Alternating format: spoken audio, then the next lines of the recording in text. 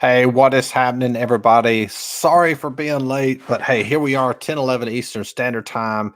We are going to do a Sweet 16 sports betting preview for March Madness. My name is MG Covers. As always, thanks for tuning in. Thanks for watching this video. If you haven't subscribed to the channel already, greatly appreciate you subscribing. If you want to follow me on all of these social media outlets, I'm MG Covers spelled with a Z, on Instagram, Twitter, and Facebook as well. So, hey, we're going to dive right into this. We're going to preview all of the 8 games that are left for the NCAA tournament, and probably stop and talk a lot about what's going on. And I'll preface this by saying the NCAA tournament is a very, very, very difficult. It's very difficult to handicap. I think I went 1-4. Probably not going to wager anymore. I might. It's just very difficult. All the teams are motivated. Some teams have played non-similar opponents. That becomes extremely difficult to cap because they just don't have similar opponents. So it's very difficult for the stat model that I use to have consistency that way. But I think you'll see it. It's going to be a lot more accurate now because these teams have actually played 2 games in the tournament, and their prior games are probably against conference opponents. And those of you that don't know this, I use the last 5 stats for my stat model. So what we're going to do is we're going to actually start at the end here and then work our way back. So the first game is Oregon USC. These teams have played before. Oregon is, our stat model is +1, USC is -1. So let's take a peek at the actual line. Actual line has Oregon +2.5 and USC -2.5. I think USC surprised a lot of people in this tournament, how well they performed. Looks like that line opened at 2.5. It stayed right at 2.5. Public's all over USC here. And what's interesting when you look at form, and I've talked about this before, one of the main things we look at when we're capping, all these teams are going to be in a good form. I mean, you know, Oregon beat Iowa, lost to Oregon State. That was during the tournament. And, of course, they had that forfeit game they won. And you look at USC, absolutely destroyed Kansas, 85-51. They beat Drake in the first round. So they had a pretty easy game here with Drake, 72-56. A little bit better competition, even though Kansas laid a complete egg. And it is important to look at these first 2 games to see how well they fared here. So let's see. So USC -2.5. Our line is USC -1. So not a lot of value there in any direction, really. If you wanted to do a classic fade to the public, obviously I don't recommend playing public teams. So if I had to play there, I would probably lean towards Oregon. Now, these teams did play during the regular season. See if I can pull this up here. And yeah, USC, won convincingly, 58-72. So I would generally lean in that direction in favor of USC. Now, we'll show you one thing I will do when I know teams have played. Let's look at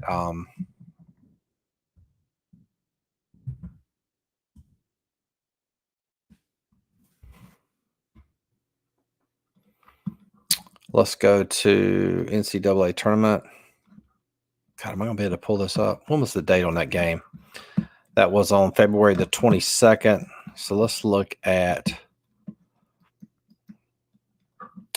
February 22nd. And what I do is there's something called the regression to the mean. So I want to see if one team, shot the ball extremely well, or was it the fact that, like this game here, this is the one I was referencing where USC won. So let's take a look at the box score. And you can see Oregon shot 41%. Oh, that was the wrong game. That's it. USC shot 49-48%. So USC shot really well. And then what I'll do is I will go to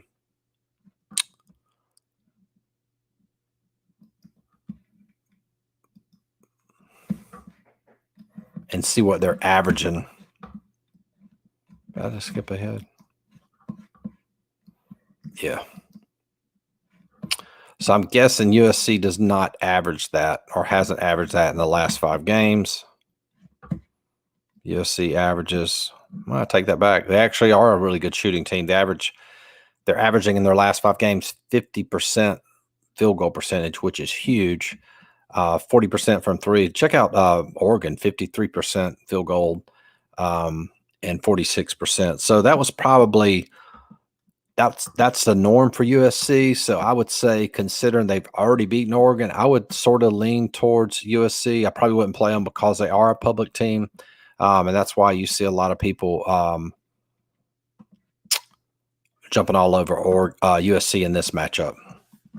All right, so let's dive into the next one here. Next game, we have UCLA and Alabama. UCLA plus 1.5. Alabama minus 1.5. Let me jump over here just to make sure. Okay. All right, so let's look at the actual line. So Alabama is minus 6.5.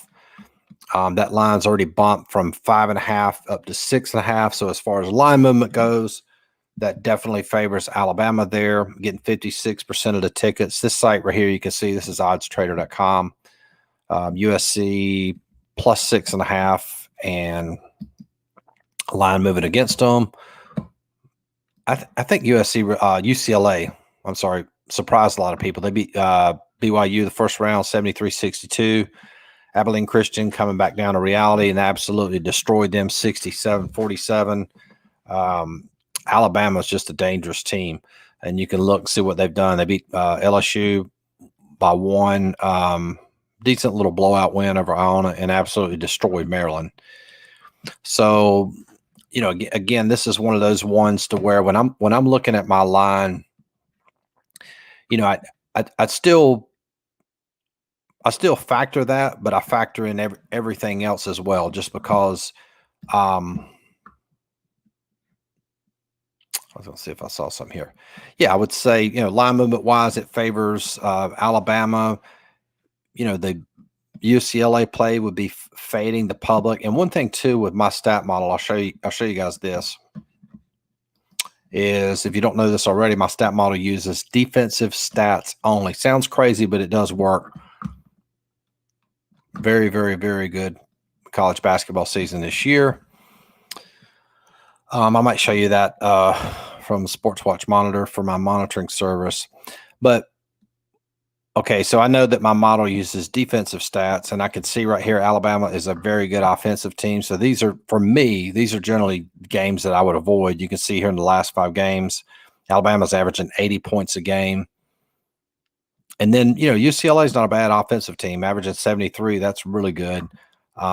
Defensive wise, looks like these teams are fairly even, which is why that line is so close there.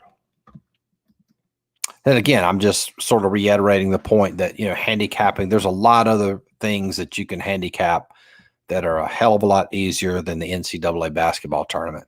And for me personally, I don't wager on playoffs for this reason for any sport, NHL, Major League Baseball. It's just very difficult. I mean, you're getting 2 teams extremely motivated. And I would say for the most part, it does favor the dog. Just like the Super Bowl, I thought those teams are fairly even. My stat model had Tampa won. But I mean, if those teams played 10 games, hypothetically, under those same conditions, Kansas City probably win, 5 or 6. Tampa probably win 4 or 5. I mean, so it's basically a coin flip game. All right, so let's move on to the next one here. We got Florida State and Michigan. Florida State is the favorite via my power rankings, minus 3.5. Michigan plus 3.5. I said this early in the season. I thought Michigan was one of the best teams in college basketball, and they've definitely sort of struggled coming into the tournament a little bit. Line opened at 3. People were on Florida State here. Plus 3, that line's gone down to plus 2.5. Looks like a couple books all the way down to plus 2. So everybody's definitely on Florida State in this one. And also like to see who they've played. Of course, Florida State had UNC Greensboro and blew out Colorado. Michigan destroyed Texas Southern. Fairly competitive game with LSU there. But I mean, Michigan has stumbled here a little bit. And again, I've talked about this too. You got teams that know they're going to be a 1 seed, and sort of it's hard for those teams to play motivated basketball, competitive basketball late in the season. You can see there that wasn't a bad loss to Ohio State, and of course lost to their rival there back on March 7th, 64-70. And two, you definitely have to factor in coaching. And what's unique about the Sweet 16, you got these teams that finished on Sunday, and they're not going to play. Like, this game's not until Sunday, so these coaches have a full week to prepare. And Leonard Hamilton for Florida State, I mean, if I was comparing coaches, I mean, he definitely has an advantage over Howard, in my opinion, just more experience. So when you have that, when you have a good coach that has a lot of time to prepare, or any game where there is a long prep time, that's always going to favor the coach. Just like I told you guys in NFL, situationally, the better coach, better quarterback usually will usually win more times than not, or it's a situational angle that's definitely in their favor. Okay, let's take a peek at the next one. Creighton, Gonzaga. We have Creighton favored -4.5, Gonzaga +4.5. And like I said before, my stat model uses defensive stats. And I'm surprised this line is relatively small for Gonzaga. Gonzaga getting 56% of the tickets, opened at -13.5. It's basically the same. Looks like BetMGM has went down to 13, favors Creighton there. And let's take a peek at who they played. Yeah, Creighton, I mean, fairly easy battle there. Ohio, again, after the hangover, they sort of blew Ohio out 72-58. Had a tough match with UC Santa Barbara. Gonzaga doing what Gonzaga does, blow teams away. Norfolk State 98-55. Oklahoma 87-71. Without any handicapping, just the eye test, you would think definitely would favor Gonzaga in this situation, just because they've covered that 13 nut. And that's another thing I will do too when I'm capping these games, is I've talked about this. I don't know if it's a coaching video or if I got a video on YouTube. Is what I'll do is you take that 13.5 and let's see how many times, because when you look at like this number here against the spread, Creighton's 14-16 against the spread. Gonzaga is 14-12 against the spread. That number varies. What you want to do to get a true, what I call a sharp way to calculate against the spread, you want to take that 13.5, subtract it for Gonzaga's last 5-10 games, so many times they've covered a 13.5 nut. And they can cover it. So they covered it once, twice, did not cover it there. So got one loss, covered it there, covered,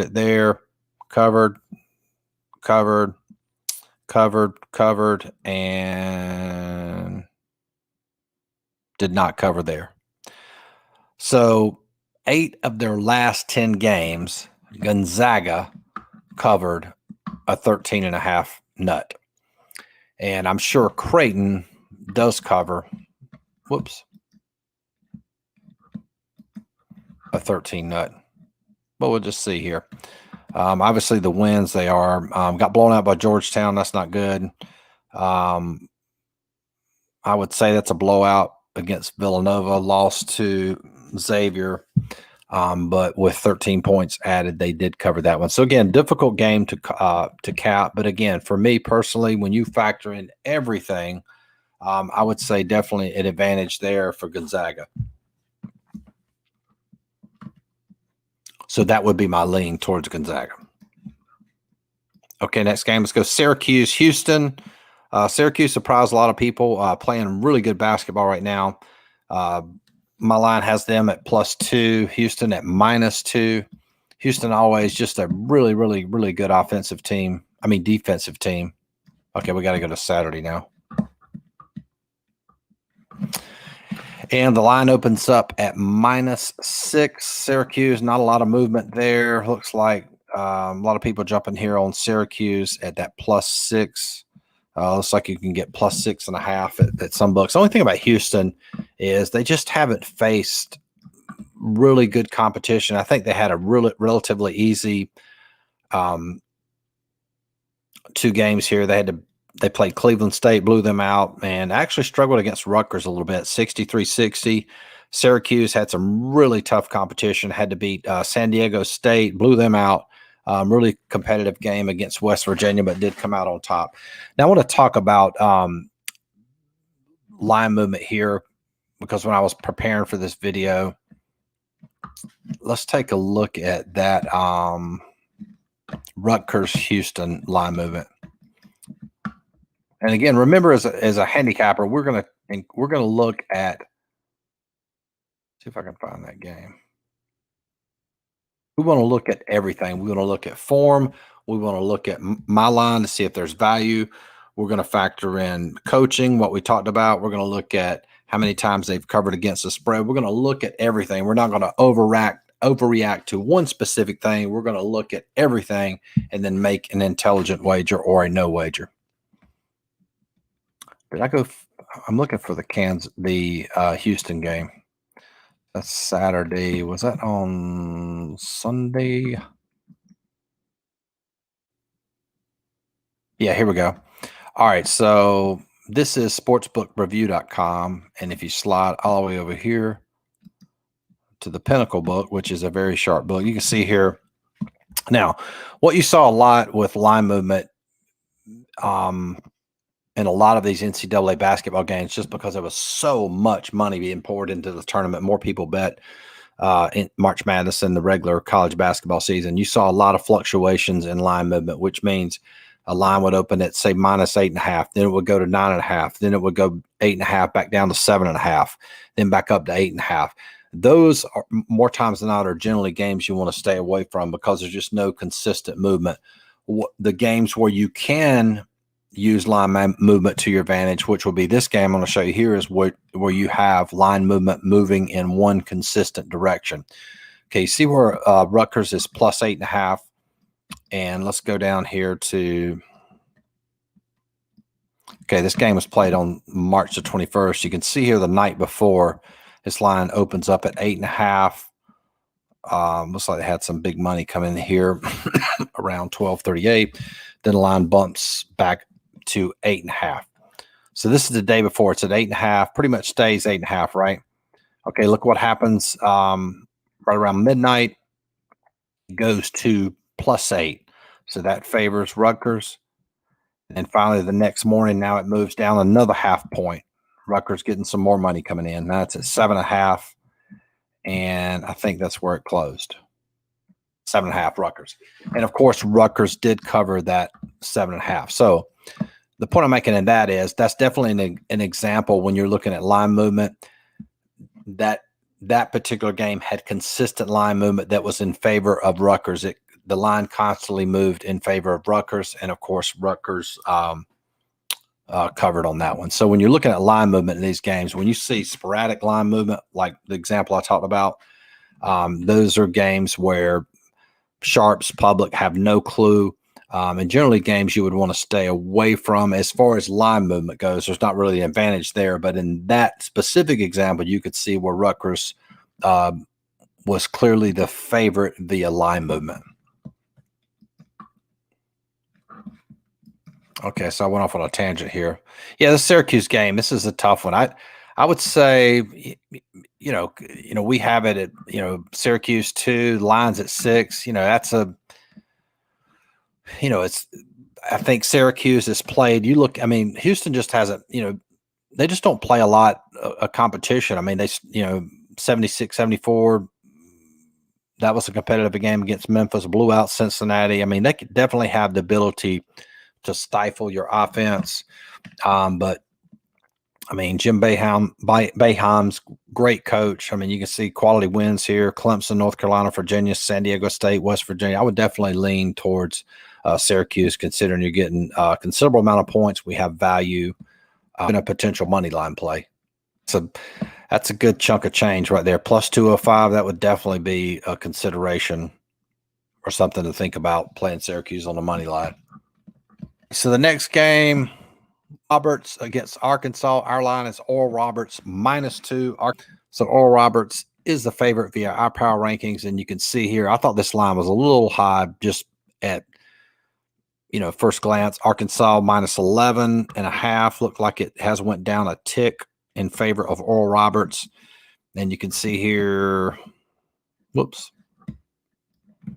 Arkansas blowout of Colgate, really competitive game against Texas Tech. And of course, Oral Roberts just taking down Ohio State 75-72, beat Florida 81-78. Close games, but they're just a really good team. I was doing some research. They're the number 1 3-point team in the nation, averaging 11 points, averaging 11 3-pointers a game. And I thought this is another interesting stat. These guys are 82% from the free throw line. So, I mean, if they dribble drive and there's fouls, they go to the line, they're making those free throws. So it's very difficult. A team that shoots the ball well, makes their free throws. And I'm going to show you a really interesting stat about Oral Roberts and another reason why teams do not like to play Oral Roberts. Okay, let's go here to Saturday's games. Hey, and while I'm here, hey, appreciate everybody tuning in. Oh yeah, I just saw that big key injury there for Michigan. Yeah, that I would always, you would always want to factor in injuries, and it becomes very difficult to factor those injuries. But yeah, that's a key injury there for Michigan. Okay, so let's go. What was I talking about? I lost train of thought. Oh, Oral Roberts. So we go to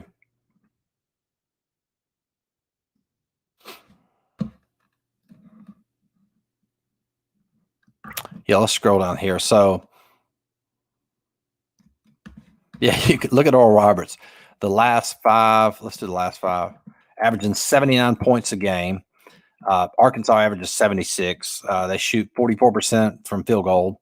Arkansas 44%, or they shoot 35% from the 3-point. Arkansas 29%. But what was interesting that I found out, look here, look at turnovers for Oral Roberts defense. They trapped the ball, averaging 15 turnovers a game. That's what happened to Ohio State. That's how they beat Ohio State. I think Ohio State had 16 turnovers, and I think Oral Roberts only had like 6. So you're talking like 10 extra possessions, not counting rebounds, just on turnovers. And again, turnovers not really a stat we talk about much in college basketball, but 10 extra possessions for a team and a team that shoots the ball extremely well. I mean, that definitely favors Oral Roberts. And I do like taking the points in this particular game just because it's like that's a lot of points. And now considering you have data on Oral Roberts against similar competition. I mean, Arkansas played Florida. That would be a game I would probably check. In fact, we can do that too. Let's see if Arkansas played Florida. I'm sure they did. Arkansas, yep, they beat Florida by 11. Oral Roberts beat Florida by 3. So do have some point of reference. That specific example would favor Arkansas there. But I mean, beating Ohio State, beat Florida. And then the fact that I'm surprised that line's that high. I really am.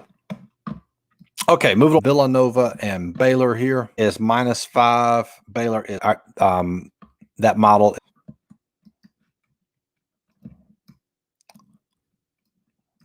Really blew out Wisconsin, blew out Hartford. And if anybody had the easiest sort of first round, but I mean, they were suffering from that little hangover win. Blew out North Texas, played Winthrop. Winthrop kind of fizzled there in the second half, so they probably had the easiest road. And then I will consider these games here. When you look at Georgetown, lost to Georgetown 71-72, lost to Providence. And Baylor's just a really, really, really good team. Obviously had that little loss there to Oklahoma State back in March 12th. I think that was in the tournament. But outside of that, Baylor's just a really, really, really solid team. 7. Again, I would do the same thing with Baylor to see how many times they've covered the 7, and I'm sure they have, as good of a team as they are.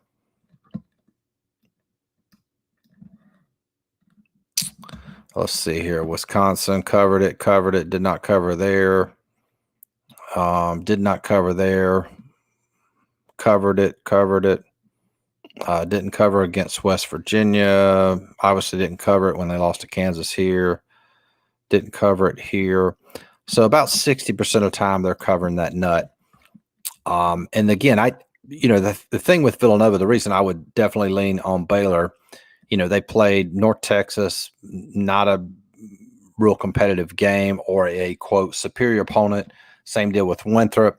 Then, of course, lost to Georgetown, had a loss to Providence, did beat Creighton 72-60. That was a good win, and lost to Butler there. So I would, form-wise, definitely favor Baylor there.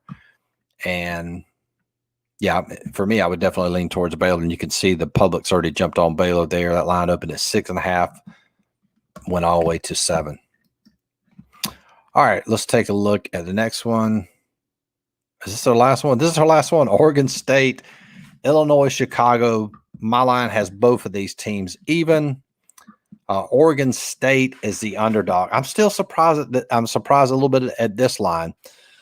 And I'm going to show you something about Oregon State. I think a lot of people will look at this 18-12 record as compared to Loyola Chicago's 25-4. Now they're a great team. They can shoot. Let's be honest about it. But I want to show you form-wise. Take a look at Oregon State. I mean, they're probably at one point it was Oklahoma State was the hottest team in college basketball. Now it's Oregon State. And let's scroll down. I was looking at this. Check this out. Look at their last 10 games. Oklahoma State, 80-70. Basically a blowout. Blew Tennessee out, 70-56. Had a tough battle against Colorado, but won.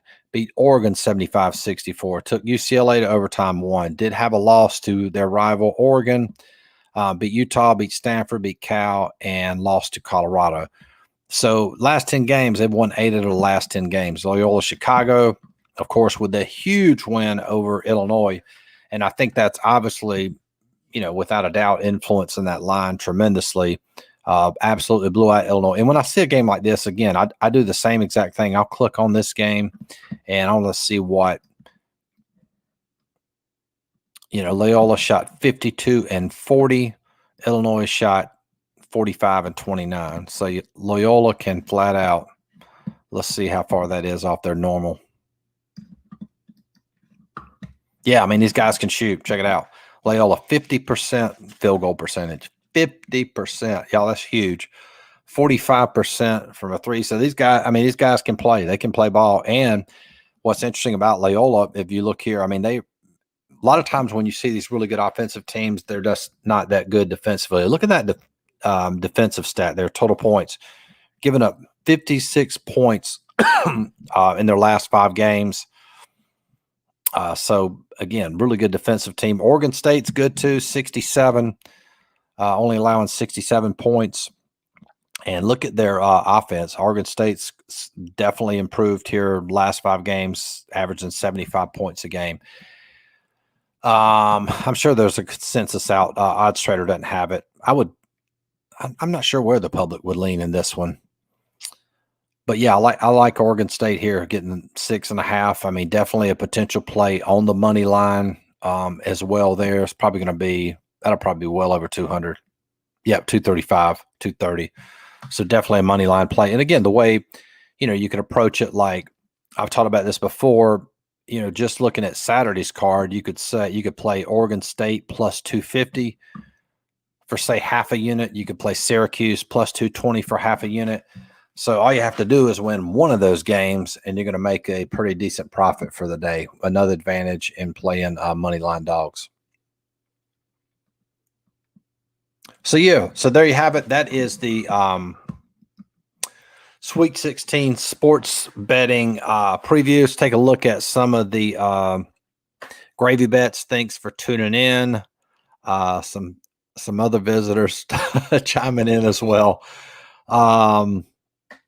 Yeah, so that's it. If you want to get access, now these lines that you see here, these are exact same lines that I personally use for my own wagering. If you want to get access to these, you can do that for $29.95 per month. You get access to my lines for college basketball, NHL, NBA, and then we have Major League Baseball starting up next week, and we will probably around April 14th premiere our lines for Major League Baseball, and that will continue every day throughout the entire season. In addition to that, you get access to all of my coaching videos. I release a coaching video or a coaching post at least once per day. I release one today, adjustments to NHL handicapping. Very good video. If you want access to everything I just mentioned, in addition to all of my plays for all sports, that is $49.95 per month. And if you want to join, so if you pay that for an entire year, that's $600. If you prepay that, you can get that for $299. There's a link in the description box as well for that. So anyway, thanks so much for tuning in. Make smart wagers. If you got any questions, you can always shoot me a DM. And hey, good luck during the Sweet 16. Peace, y'all.